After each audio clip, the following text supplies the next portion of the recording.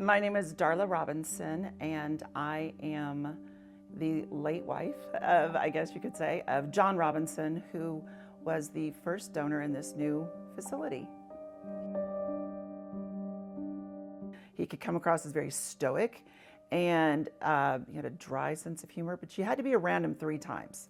If you were around him 3 times in a social situation, you start to realize that, oh wait, he's got a good sense of humor and he's funny and all this. He was a high school band director. He was a drummer. He was annoying when it came to music because he was a snob when it came to music, and anybody who knew him knows that. He was my best friend. I mean, I could be myself around him. He was so supportive of me, of our kids. He loved to see everybody else having fun. It was December in 2020, so it was still COVID times. He had to leave for work before me. So he was rushing out the door and he said, "Have a good day, I love you." That's what he always said. "Have a good day, I love you." And I said, "You too." And then I got up and took my shower.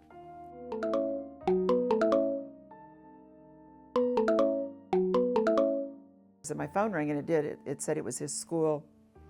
And I remember looking at them going, John forgot his cell phone, or it died, and he thinks I'm at home and needs it because he had a football game that night.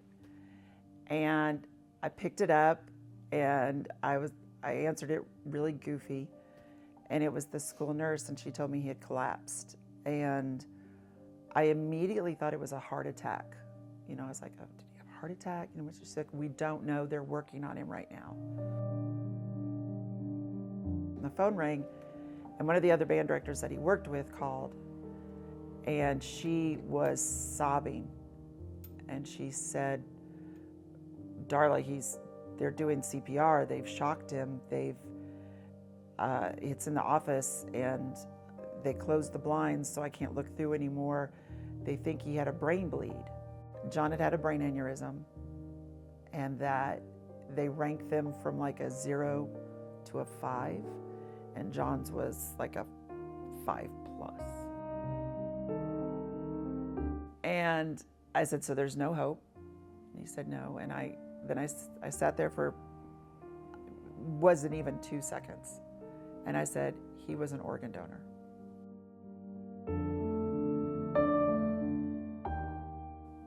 Thanks to the personal connection we have with it and his donation, we found out that his lungs went to one person. Both of his lungs went to one person. His kidneys went to 2 other people, and his liver went to somebody as well. And all of this was done right before Christmas. And so my kids were like, there's 4 families out there that get to have another Christmas because of Dad. And Christmas was his favorite holiday because families got to be together. And so it was full circle. It was very meaningful. Keep people's legacies going. If you want to remember somebody, I'm sorry.